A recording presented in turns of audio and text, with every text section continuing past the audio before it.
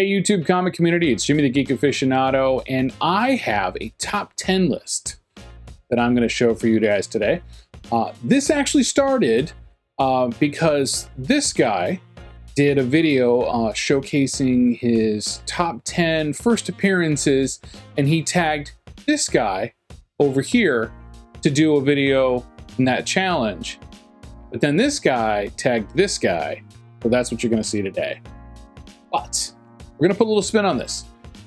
We're not going to do the top 10 first appearance books in my collection. We're going to throw a little bit of a filter on that, so to speak. What we're going to do today are the top 10 Jack Kirby Bronze Age first appearances. That's right. So coming up in the number 10 spot is relatively well-known book, but not, you know, one of those ones that's kind of widely publicized.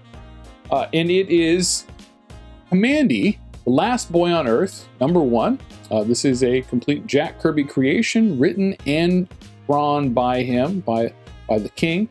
It was published in DC Comics in the 70s, and that is our number 10 starting off. Number 9 might be one that you all recognize because it's a character that was created in 1978 by the King, but is again being reused today in a little bit different capacity. And that's Devil Dinosaur number 1.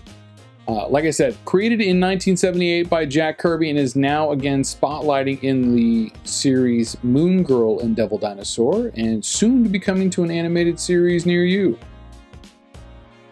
This next one I know is going to generate a little bit of animosity, a little bit of feelings. They're going to have a problem maybe, or maybe they won't. Maybe they feel like I feel.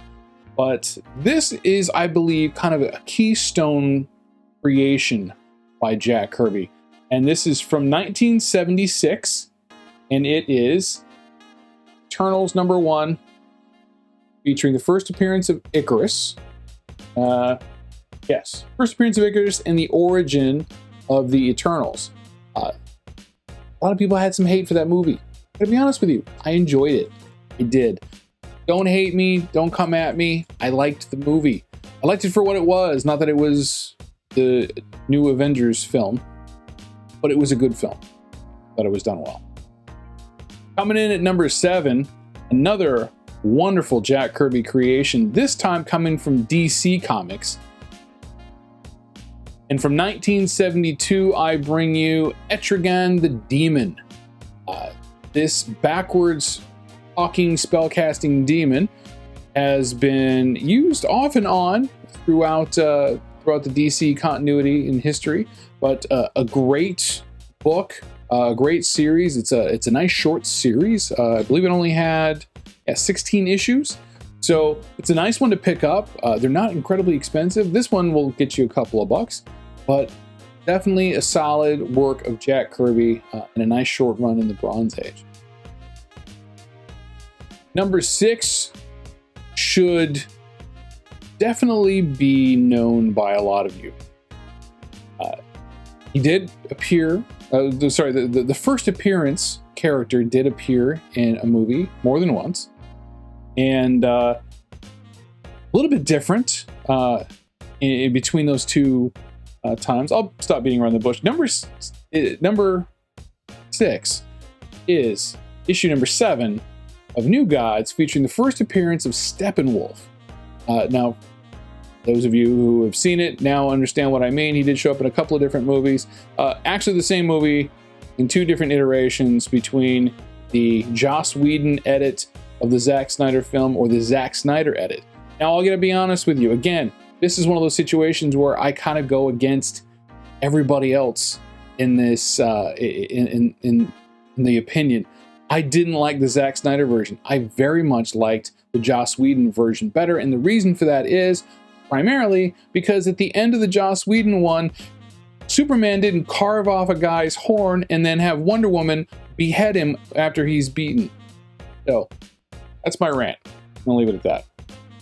Number 5, from 1971, keeping in the same tradition of that, is New Gods number 1.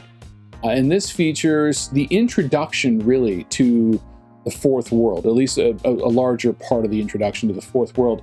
And it's the first appearance of Orion, Light Ray, Metron, Highfather, and Calabac.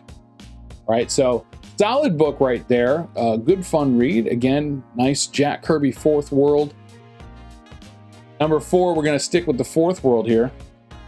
Mr. Miracle number 4. Now this features the first appearance of a big girl, and that's Big Barda. And we're just calling her Big Barda because she's big, right? Because she's a big girl.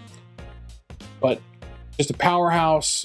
She was a member of the Female Furies until she left because she fell in love with number 4, Mr. Miracle, scot-free.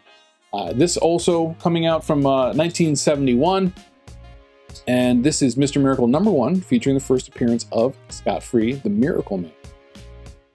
So that leaves us with just 2 books left, and they're kind of in a dead tie. And the reason why I say this is because they kind of both represent the same character, but in different ways, right? I'm not going to get into the debate. I'm not going to get into the specifics of it. We're going to call number 2 Forever People number 1.